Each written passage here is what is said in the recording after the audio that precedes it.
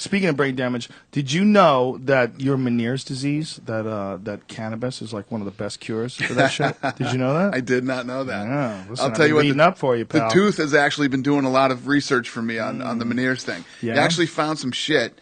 I'm seeing all these doctors and stuff. And Nick, well, tell folks who don't know what we're talking about. You've had this issue for how many years now? So what happened was when I was 21 years old, I lived in Boston, and I got jumped one night at this bar, and these dudes beat the living shit out of me for about a good 20 minutes.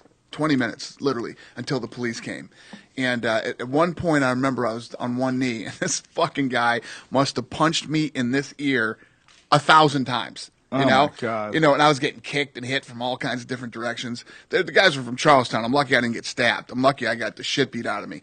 So after that happened, my ear rang for months. I mean, fucking loud to where I couldn't sleep and stuff like that. So I went to the doctor and they said, yeah, you have permanent hearing loss and damage to that ear and everything else. So no big deal.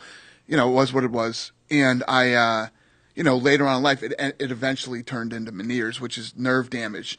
And the nerve is telling the brain we're moving when we're really not. And it causes, when I say spin, man, the room starts spinning so fast, you have to grab onto shit, you close your eyes, you go in the dark and just close your eyes, sometimes for hours. When this thing hits me, I'm down for sometimes 8 or 9 hours. And so there's no cure for it. But they have these real controversial surgeries that you can go in and do. And, I'm a fucking lunatic. So I'm like, I don't give a shit. I'm getting the surgery, da-da-da. And the doctor was kind of hemming and hawing on it. I said, just do it, doc. Well, I just went in yesterday. You didn't know this because we didn't talk about this yet. So this was my first follow-up. And the fucking surgery was a complete disaster. So that's why I've been so fucked up lately. It was a disaster in what way? It helped 70% of the people it helps. I'm the 30% that went the other way.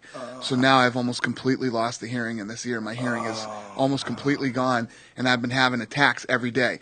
The last 2 days I haven't had an attack, so it's been pretty cool.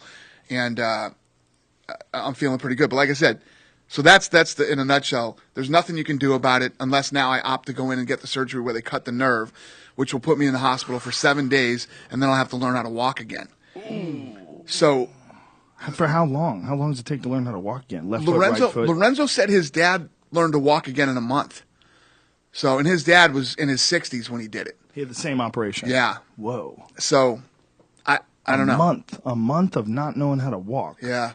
And then depth perception, like picking things up like this. Whoa. Yeah. Yeah, people don't realize how much the ear is related to equilibrium. That's why when guys get punched sometimes, you see in a fight or kicked, they get, their equilibrium goes, and it's an ear injury, an inner ear injury. And sometimes eardrums get popped.